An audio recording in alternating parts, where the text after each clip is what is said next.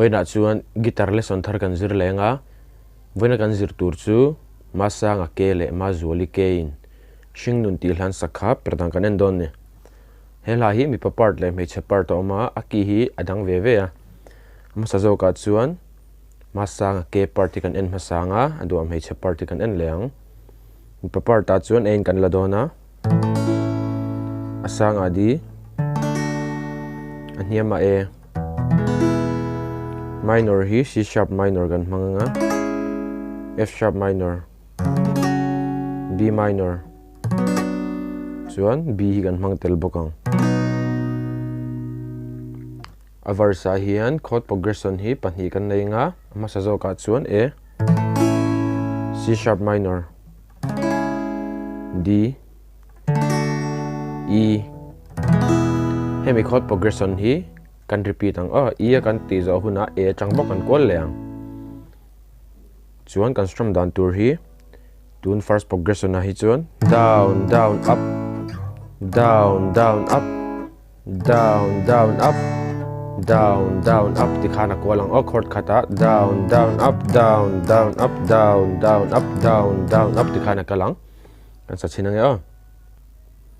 Hringnun til hlim tu bertlei tir len mo bul changin don changin sui lung i dum zo ngei và hết kan saleng Hringnun til hlim tu bertlei tir len moi don changin sui lung i dum zo ngei chuan second progression akan lutanga second progression a chuan F sharp minor B D E A dia kan strumming F sharp minor down down up up down up B a po ngai thawin down down up down up D a down down up E a down down up A a down down up down up chuan atopa hian D le E hi kan belang ti lai khan kan bel don ni tina kalang kadu berche ka vei berche ros parim tui itan kahlane dile I dikhana chuan second verse po hi ngai thawin first verse tu na ka soizo chiang khan kan per chuak lenga atopa hian second progression na kha kan tel to lo nga e kan top topang tina kalang Dân tiếng si ar lâu e nghe thăng và năn nang in zai tin ka vor per kwang nen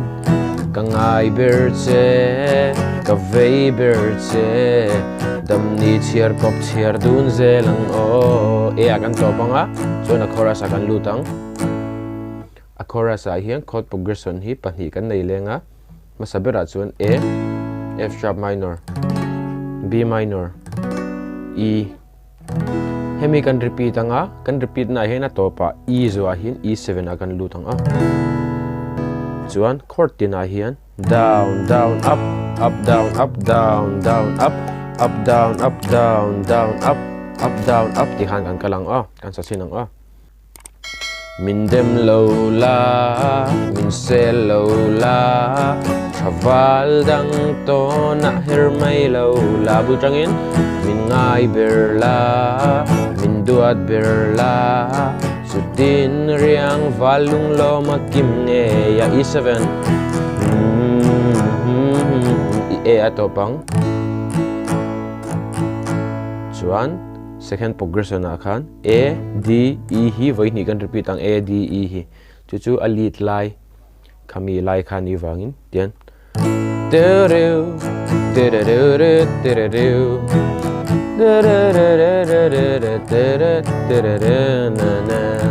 E akan topang chuan me chapart akan lut chiang a B akan san chiang second verse chang hian a chorus kan sa thlale kan sa thaleng zan tiang si ar lo e nge thang vanan nang in zai tin ka vor per khuang nen ka ngai berche ka vei berche dam ni chiar kop chiar dun zelang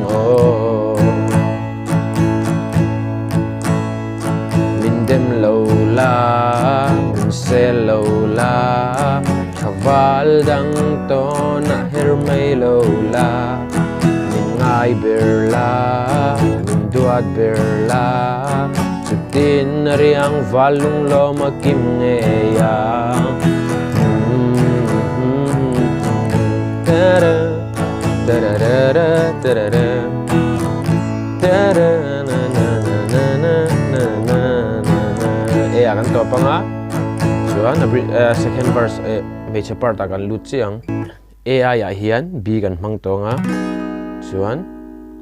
e aya f sharp kan hmang to nga d aya e kan hmang to ang chuan F sharp minor aya G sharp minor step khating kan apang chuan heta B minor aya C sharp minor chuan C sharp minor aya D sharp minor kan hmang ve thunga mi paparta chord progression ka man nen khain ang chi a ka soi fi alu tuk to lawanga karon play chhuak top tong hei hi chu chord progression en ang veka a chord kal dan point ang vek chuan strum dan zong zong po uluk den lo ngai thlaula chu ini thiam thei hal mai karing ti kan sang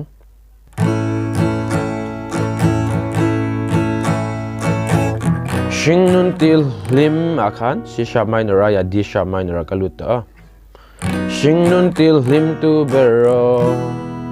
D aya E kati kha kadu lai E aya F sharp minor F sharp katina lai ngai bang kon leang don chang in sui lung ni dum zo nge ye chuan heta F sharp minor aya G sharp minor kadu ber che chuan B aya khan C sharp kapi kadu ber B ne na shape nang kadu ber che ka vei ber che ia par moi rim tui itan ka hlane ngai bokin kana kalang chuan second verse ta pon repeat le a tina kal leang zantiang si ar lo nge thang vanan nangain la na na na per kwang ne kangai berche ka vei berche dam ni chiar kop chiar dum zelang chuan a chorus po hi ngai bokin kan chan lenga b changin kan chan leang ama chuan a changin kan chan a ki kan santa ka vain b changin kan chan ang tina kal don ni min dem lo la min se lo la chaval dang to na her mai lo la min ngai ber la min duat ber la chutin riang valung lo makim nge ya chuan heta hey F sharp kan meta kujung te da son khan F sharp 7 ani chiang ta khan na na na na na na na na ti kha chu B E F sharp in a quarter charang na na na na na na na ti ve khama ti khan a hla chu awa ina chhuak ang olai khati song kha tun chuma guitar lesson kan zir thei chu ni sela heke video try tia hlawkpui nei lo nei ni chuan khongen mi lo like in mi lo subscribe ve don nia guitar lesson le peka kan in mule cheu don nia